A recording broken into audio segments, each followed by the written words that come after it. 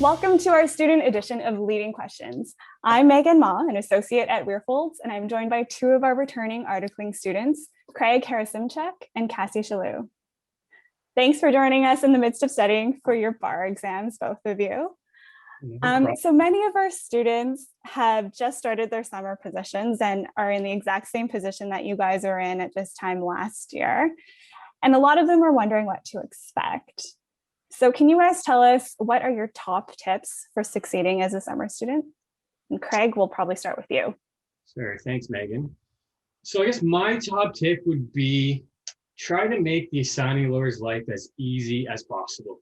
So when you get an assignment, start thinking 1 or 2 or 3 steps ahead and try to figure out what you can do to make their life easier.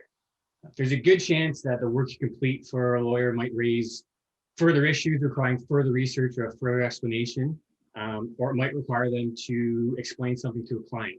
So as you're about to hand your work, make sure you read it a 3rd time and look through it, just see if there's any questions that you would ask if that work was coming towards you.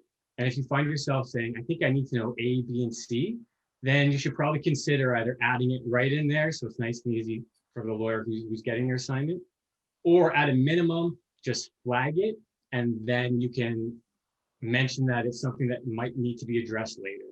And then on top of that, if you are handing in your work and it's a lengthy memo assignment, running 6, 7, 8, 10 pages or longer, you need to realize that this may be something that they're going to need to advise the client on.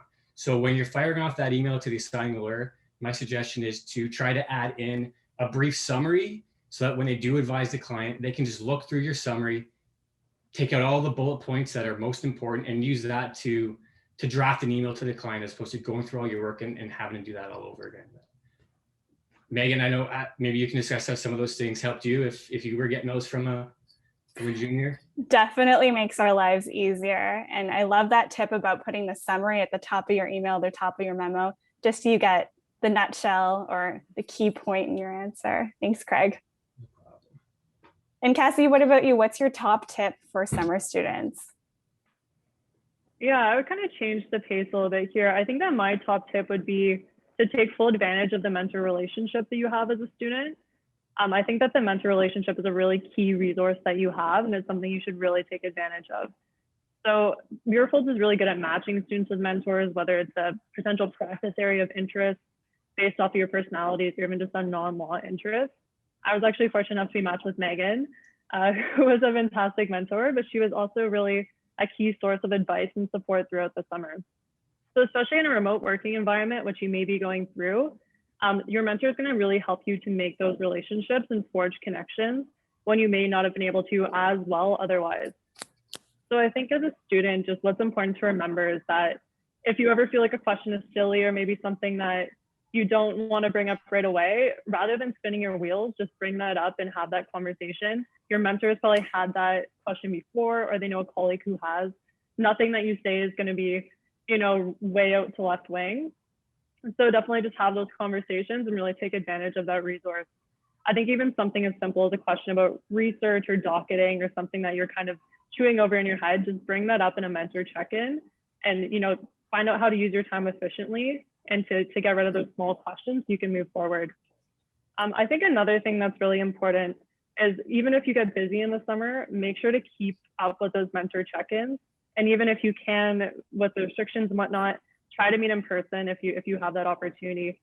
Building a one-on-one relationship with your mentor and, having that connection in a day aside from maybe your work that can get heavy at times is really going to be beneficial to you.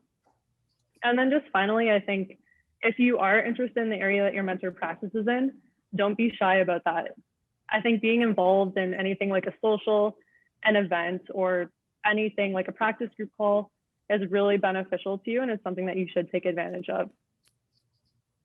Thanks, Cassie. That's a great tip, especially in this virtual environment. Some students I find might be hesitant to reach out to their mentors, but I think it's more important than ever to have that regular touch point and to try to get involved as much as possible and use your mentors as a resource to do that. So thanks to both of you for joining us today, especially in the midst of your studying for your bar exams. And thanks to all of you for joining us for our special student edition of Leading Questions. If you have any questions or topics that you'd like us to address in future episodes, please email us at leadingquestions@weirfolds.com. See you next time.